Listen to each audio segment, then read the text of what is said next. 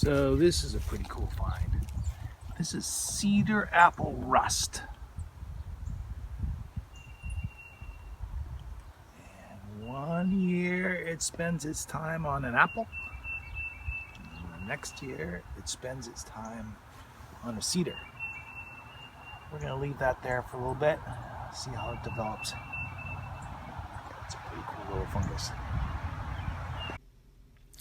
Cedar apple rust is a pretty cool looking thing on your plants, and it's cool from a science standpoint as well, because it's one thing that's going to spend 1 year on your cedars and then spread across your yard and spend next year on your apples or your hawthorns.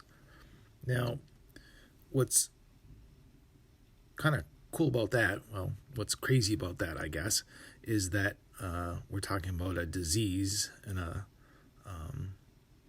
organism that's creating a gardening problem, and yet I'm describing it as kind of cool. So if you're an apple farmer and you're running thousands of acres of apples, cedar apple rust is a major pain in the butt. However, for us homeowners, not a super big deal. It will make your apple and your quince leaves unsightly, and they won't photosynthesize quite as effectively, but not a huge deal. The easiest way to control cedar apple rust is to break the cycle. So if you can find the host plant, the host cedar that's holding the spores on it, you trim the galls off and get them out of the system. And there are some pretty simple ways to prevent the spores from traveling from your apple or your quince bushes. Fairly organic, pretty old-fashioned, but you just need to break the cycle. So here's how the cycle goes. We'll start with the galls, and the galls are these browny globs of mass on your cedar.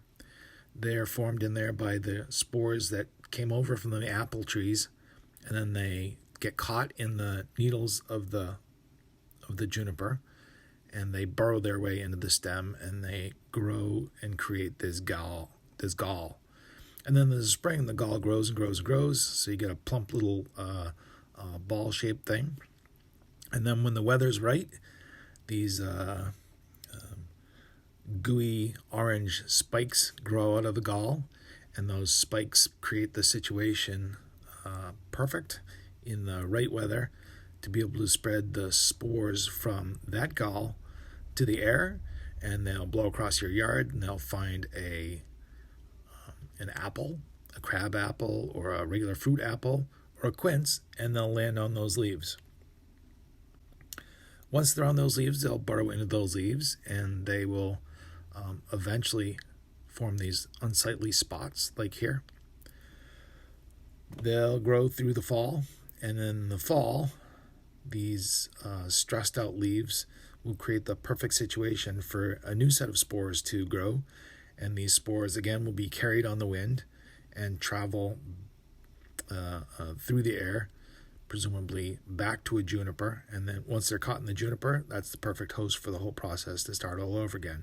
But you'll have 1 year of the cedar apple rust on your apples and 1 year evident on your cedars. So it's a cool little cycle. You get these unworldly gooey galls that have these orange spikes on them. So let's take a look at how they behave in my yard, and we can talk briefly about controlling them. This slide and these pictures are from a gal named Jennifer Johnson. I will put a link to her SlideShare down below if you want to dig in deeper to the whole life cycle of cedar apple rust, but kind of a cool little problem for the garden, but fairly easily controllable by removing one piece of the puzzle, either controlling the rust on your apple or your quince, or by removing the galls before they produce these orange spikes and emit more spores to continue the cycle. Okay, so pretty simple here. We're just going to make a simple Clorox solution, about 10% Clorox to water. You're going to dip your clippers in here, and that's going to keep the spores from being spread via your clippers. So you'll do it after each cut, and then a little bit before you use your clippers. All right, so since we've seen the Cedar Apple Rust the last time, it was in a different stage. Look at it now. Isn't that cool? Different stage altogether. So it's not going to harm this plant. It's just hanging out there.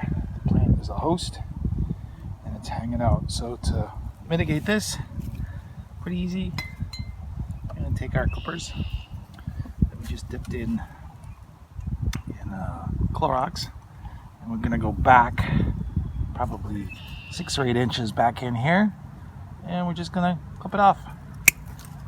And then we can take this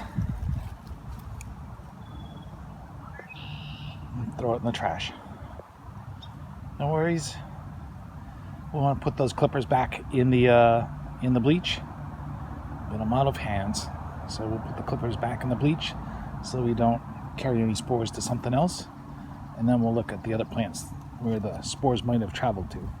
We'll switch it around here so that it's easier to see what we're talking about. But it's probably that apple over there, or that crab apple over there. So like here, or here. And I know there's some other cedars across the pond about there that were hosts in the past to Cedar Apple Rust. Generally the wind isn't going across the pond from south to north. Generally it's going north to south, but that's probably where this rust came from. Let's see where it might have gone to in my yard. So that rust could be traveling to here, to a quince. We won't see it yet. It's right next to a cedar, different cedar that doesn't have it. And there's no indication on here of the rust being here yet. Try to see some indication of that on some other plants. And it might be traveling to this apple tree. This is a regular plain old fruit apple tree. It looks good. Not seeing any indications of the rust here yet either. Looks pretty good. No spots on the leaves. We'll look in the forest, see if we can see indications of the rust on other apples. This is where the rust usually is, right on these cedars here. This is Tyndale Beach Bog. Not sure where the beach is.